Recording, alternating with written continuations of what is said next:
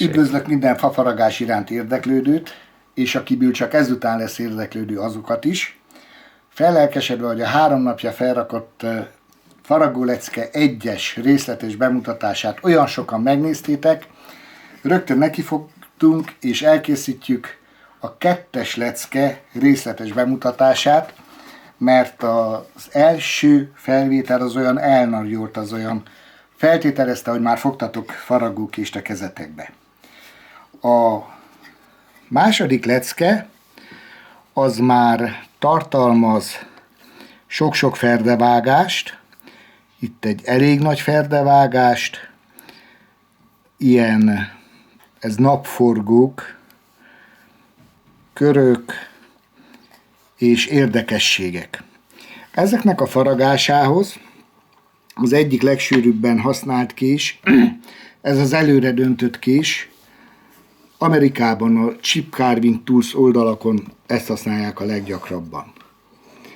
Van a hátra döntött kés, ezt a köröknél és az ilyen hegyes kis háromszögek kiszedésénél használjuk nagy szeretettel. És akkor itt van a hüvelykés, amit az ilyen 90 fokos bevágásoknál tudunk használni.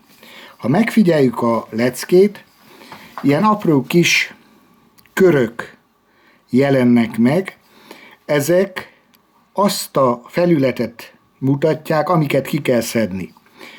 Ezen a pizza szeleten ez a kis cikkely azért van segédvonalakkal ellátva, hogy itt mutatjuk be, hogy ezt majd így be kell nyomni, és utána könnyebb kiszedni. De amikor sor kerül rá, ezt külön bemutatom. Ez az oldal kevés íves faragást tartalmaz. Nagy részét ezt valamelyik egyenes késsel faragjuk, és rögtön ezzel kezdjük, aminél azt javaslom, hogy egyszer szedjük ki a pici háromszögeket, és csúcsba benyomom a késhegyét, és utána kiveszem azt a kis háromszöget. Ha először ezt a nagy háromszöget veszem ki, és utána a kicsit, azt is lehet, de így kevésbé sérül. 45 fok, ugye végig a ferdevágás ezeknél a kicsiknél, de ennek majd lesz egy bonyolított változata, az ugye a 6. lecke körül, és ha ez kész van, itt jön az, hogy bevágjuk, benyomjuk 90 fokba, és ne húzzam, ne mozgassam így a kést, az a lényeg. Ráteszem a háromszögnek a legtompább szögére, és benyomom a kést.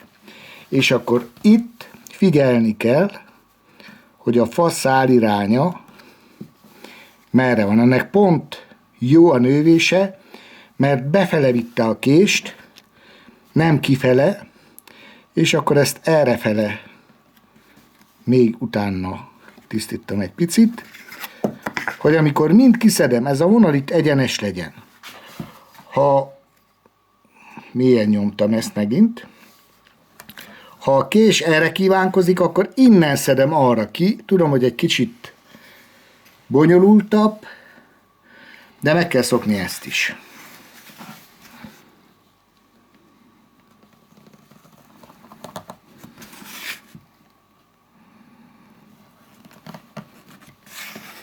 No, akkor most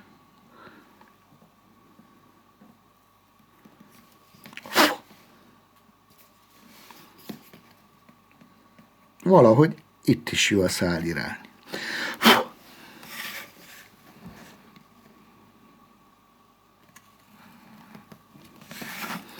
Nem szabad mélyebbre nyomni az indokoltnál, mert akkor jön az, hogy kitörik.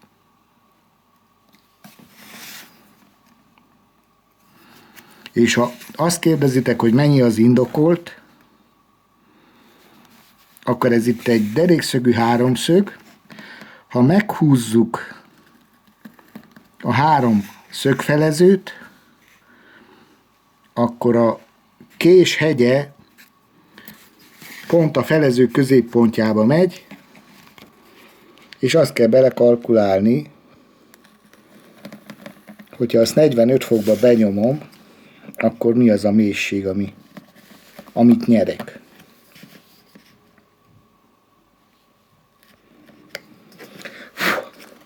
A vonal nem maradjon ott, utána még itt egy picit kiszedem, mert ennek a vonalnak végig egyenesnek kell lenni.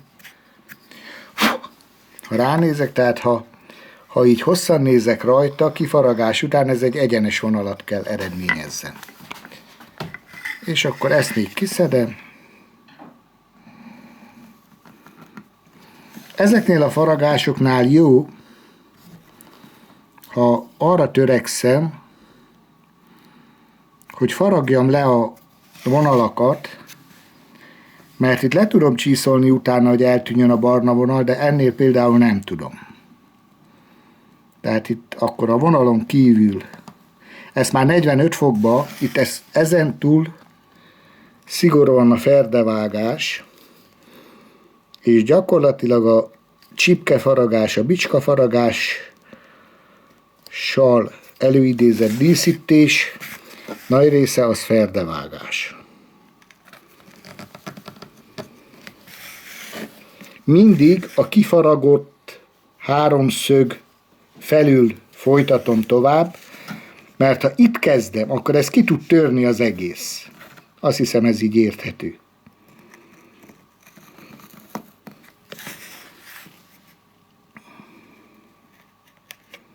És már is átszakítottam. Így faragtok ti.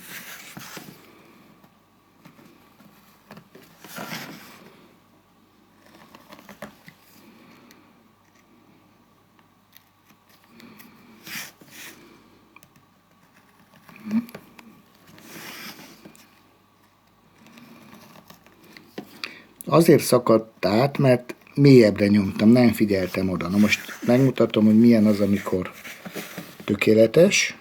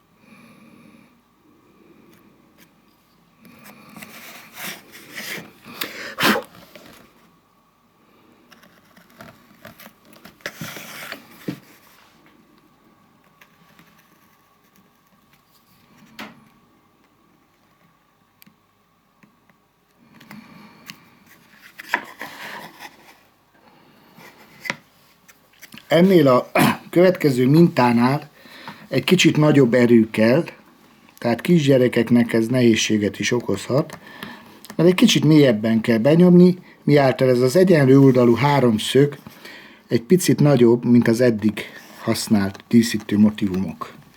Tehát benyomom a 2 oldalát, és mivel ott van az a kör, azt kell onnan kitisztítani. És akkor kiveszem ezt a 3 szöget. A padot a gyakorlótábla alatt mindig tisztán tartom, mindig ellenőrzöm, mert ha alatta marad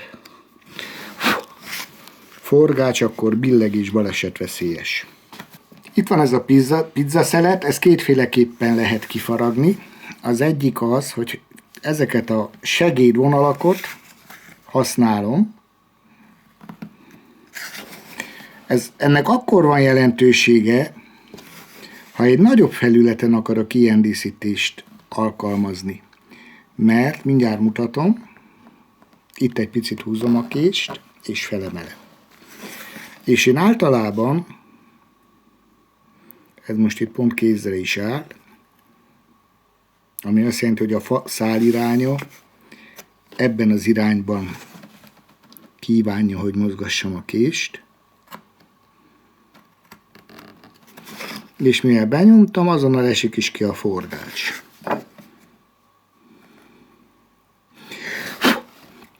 Az nem által látom a vonalat végig. Itt már nem csak benyomom, itt egy picit húzom is a kést, amint ez kiderült.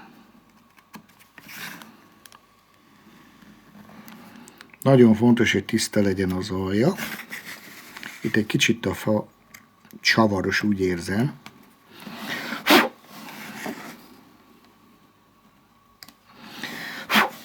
De ezt úgy is ki tudom faragni, hogy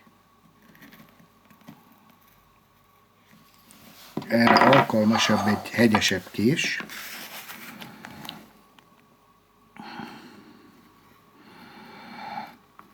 Nem vágtam be a segédvonalakat. Mindig a fát mozgatom.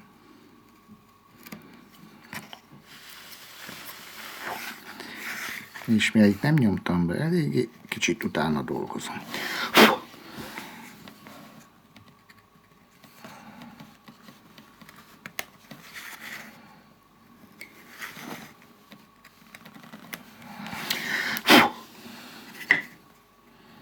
Ez nem jó, ha az alja borzas marad. És most kezd jó lenni. Még egyet kiveszünk. Ugye itt ki van faragva, akkor innen kezdem, ugye mindig a faragott oldal felül.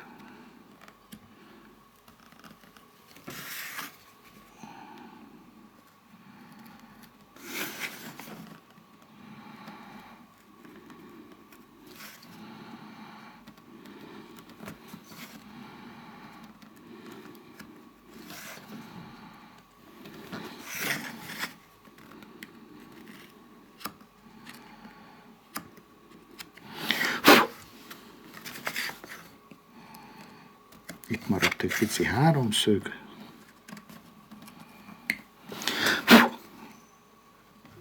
És azt kivesszük.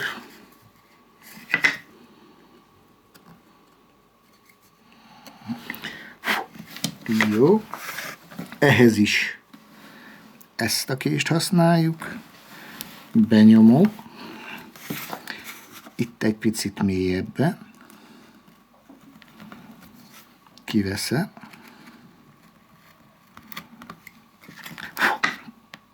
És itt is az aljába maradt még egy pici. Itt csak arra kell vigyáznom, hogy ugyanabban a síkba teszem vissza a kést. Ha ezek megvannak,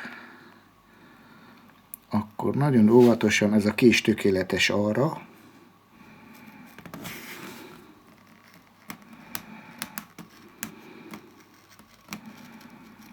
hogy ezt kifaragjam, kifaragok egy negyedkört, mondjuk, hogy ne.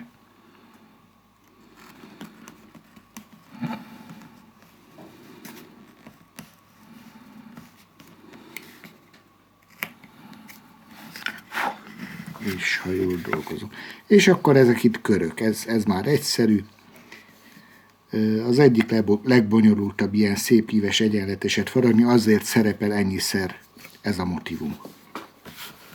Tehát kívánok mindenkinek jó kést, élvezetes faragást, és arra kérek mindenkit, hogy interaktív legyen a dolog. Segítsetek kérdéseitekkel, javaslataitokkal, ötleteitekkel, hogy minél több embernek a figyelmét tudjuk ráirányítani a faragás csodájára.